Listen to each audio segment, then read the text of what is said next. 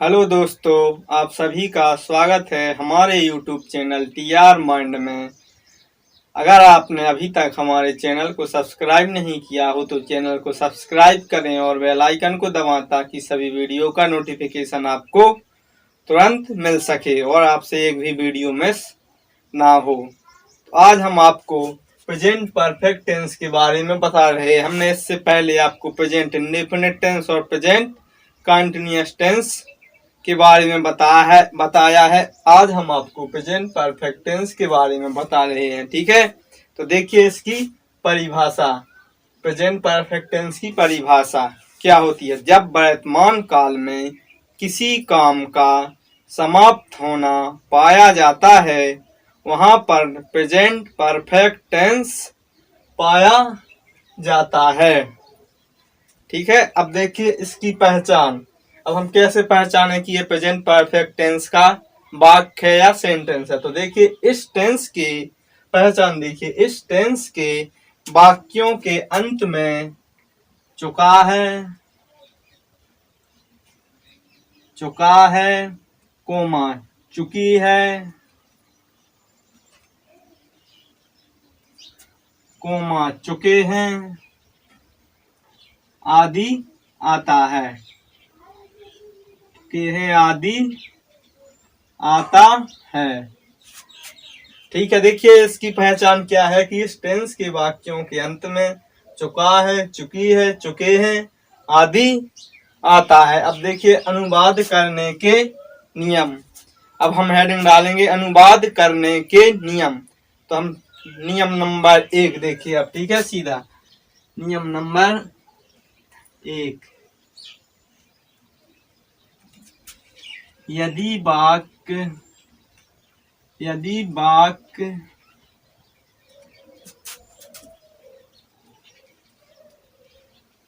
Affirmative हो तो, यदि वाक्य अफर्मेटिव हो तो, हिंदी में हम अफर्मेटिव को स्वीकारात्मक भी बोलते हैं। ठीक है, यदि वाक्य अफर्मेटिव हो तो, यदि वाक्य अफर्मेटिव हो तो, अब देखिए स्ट्रक्चर। ठीक है, स्ट्रक्चर हम शॉर्ट में लिख देते हैं स्ट्रक्चर। ठीक है, कर्ता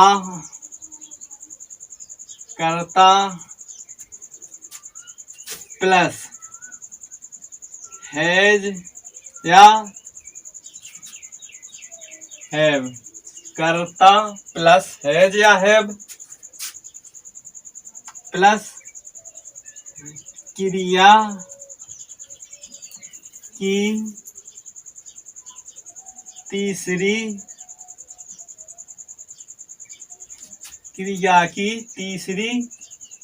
सूरत। कर्ता है या है प्लस क्रिया की तीसरी सूरत, जिसे हम इंग्लिश में थर्ड फॉर्म बोलते हैं। ठीक है, वर्ब की थर्ड फॉर्म या क्रिया की तीसरी सूरत प्लस, अब देखिए प्लस कर्म प्लस शेष वाक्य।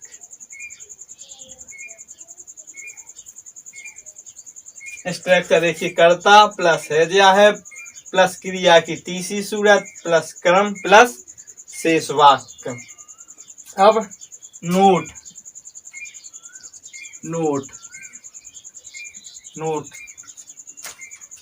अब देखिए हैज या हैव का प्रयोग हम बता रहे हैं। ठीक है, किसके साथ हैज का प्रयोग करना है और किसके साथ हैव का प्रयोग करना है। ठीक है, जैसे हैज का प्रयोग हम कहाँ करते हैं? हैज का प्रयोग हम ही, सी, एक वचन, देखिए हम हैज का प्रयोग कहाँ पर करते हैं?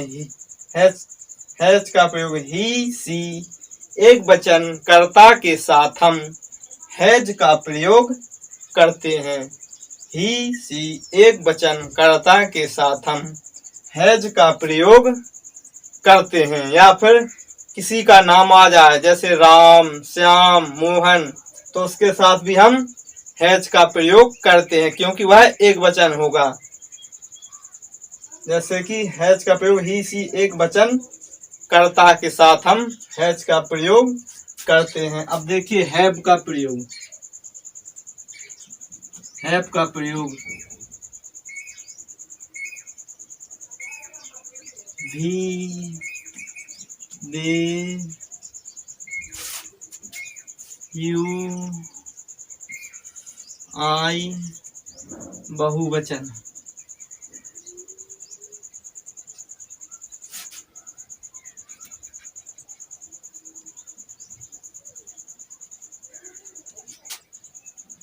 बहुवचन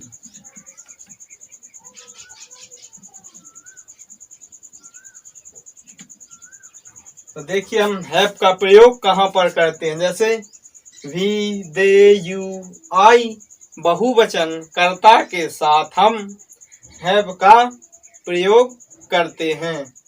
अब आप एग्जाम्पल देखिए, जैसे कि वह स्कूल जा चुकी है, वह स्कूल जा चुकी है। ठीक है, हमारा वाक्य क्या है, वह स्कूल जा चुकी है। तो हमने बताया था कि अगर स्त्रीलिंग का बोध होगा तो वहां पर सी माने वह होता है। ठीक है, जैसे कि सी, और सी के साथ हम क्या का प्रयोग करेंगे, हैज का। ठीक है, तो सी हैज। अब जा चुकी या जाना क्या माने होता है, गो। तो इसमें हम इसकी हम थर्ड फॉर्म लिखेंगे, जिसकी तीसरी सूरत, क्रिया की तीसरी सूरत। तो सी हैज गोन, इसकी थर्ड फॉर्म होगी गो की, गोन टू स्कूल। वह स्कूल जा चुकी है, तो सी हैज गोन टू स्कूल। अब आप ऐसी दूसरा वाक्य देखिए, वे पाठ याद कर चुके हैं, वे पाठ याद कर चुके हैं। तो इसमें वे पाठ याद कर चुके हैं, तो दे माने होता है बे, तो बे क्या है, बहुवचन है। तो इसके साथ हम हैव का प्रयोग करेंगे। ठीक है, दे हैव, दे हैव। अब याद का माने होता है लर्न, तो इसकी तीसरी सूरत लिखेंगे हम। ठीक है, दे हैव लर्न। तो इसमें टी लग जाएगा, तो इसकी तीसरी सूरत हो जाएगी कि they have learned A lesson. ठीक है, they have learned A lesson. अब हम आपको प्रेजेंट परफेक्ट टेंस का नियम नंबर दूसरा बता रहे हैं। यदि वाक्य नेगेटिव है तो स्ट्रक्चर देखिए, कर्ता प्लस हैज या है प्लस नॉट, हैज या है प्लस नॉट, है प्लस क्रिया की तीसरी सूरत, प्लस कर्म, प्लस शेष वाक्य। ठीक है, तो अब आप सेंटेंस देखिए, जैसे कि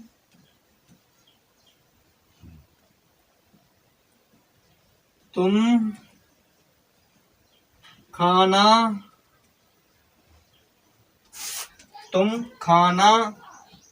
नहीं खा चुके हो, तुम खाना नहीं खा चुके हो।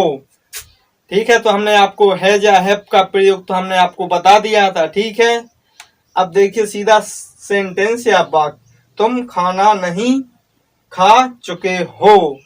ठीक है, तो यू माने होता है तुम, तो यू क्या है, बहुवचन। तो यू के साथ हम हैव का प्रयोग करेंगे, जैसे कि you have, you have, you have फिर नॉट, यू हैव नॉट फिर क्रिया की तीसरी सूरत या third form. You have not eaten, क्योंकि ईट माने होता है खाना, तो ईटन, फिर food, you have not eaten food.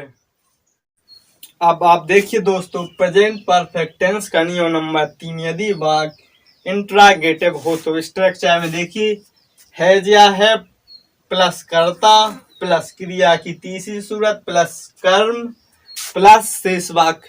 अगर आपको इस प्रकार से समझ में ना आए तो आप नंबर भी डाल सकते हो सिर्फ अपने समझने के लिए, जैसे कि नंबर फर्स्ट हैज या है, नंबर सेकंड कर्ता, नंबर थर्ड क्रिया की तीसरी सूरत, नंबर फोर्थ कर्म और नंबर 5 शेष वाक्य। इस तरह से भी आप लिख सकते हो अपने समझने के लिए। अब देखिए सेंटेंस, क्या तुम सागर जा चुके हो। ठीक है, तो हमें सिर्फ इस स्ट्रक्चर के आधार पर ही सेंटेंस बनाना है। तो ठीक है, पहले है हैज या हैव, तो क्योंकि यहाँ पर तुम यू बहुवचन है तो यहाँ पर हैव आएगा, तो हैव यू गोन, क्रिया की तीसरी सूरत हो जाएगी गोन टू सागर, यानी क्या तुम सागर जा चुके हो, तो यू हैव गोन टू सागर। अब आप एग्जाम्पल नंबर दूसरा देखिए, वह है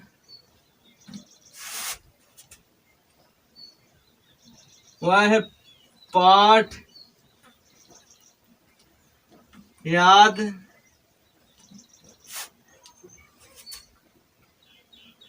यहाँ पर क्या आएगा, पहले क्या वह है पाठ याद कर चुका है, क्या वह पाठ याद कर चुका है, और लास्ट में क्वेश्चन मार्क, क्या वह पाठ याद कर चुका है। तो देखिए हम सिर्फ इसी स्ट्रक्चर के आधार पर बनाएंगे। क्या वह है, तो कर्ता क्या है, ही सी एक वचन कर्ता के साथ हम हैज का प्रयोग करते हैं, लेकिन हम यहाँ पर कर्ता से पहले करेंगे। ठीक है, जैसे कि तो यहाँ आएगा हैज ही लर्न माने होता है याद करना, हैज ही लर्न, तो इसकी तीसरी सूरत हो जाएगी हैज ही लर्न, यहाँ टी लग जाएगा तो हो जाएगा has he learned A lesson, last में क्वेश्चन मार्क। अब आप प्रेजेंट परफेक्ट टेंस का नियम नंबर 4 देखिए, यदि वाक्य अन्य प्रश्नवाचक शब्द से प्रारंभ हुआ हो तो ऐसे शब्दों का सेंटेंस बनाने के लिए पहले हम स्ट्रक्चर लिखते हैं, जैसे कि प्रश्नवाचक शब्द की अंग्रेजी प्लस हैज या हैव प्लस कर्ता प्लस क्रिया की तीसरी सूरत प्लस कर्म प्लस शेष वाक्य। इसी आधार पर हम सेंटेंस बनाएंगे। देखिए वह क्या लिख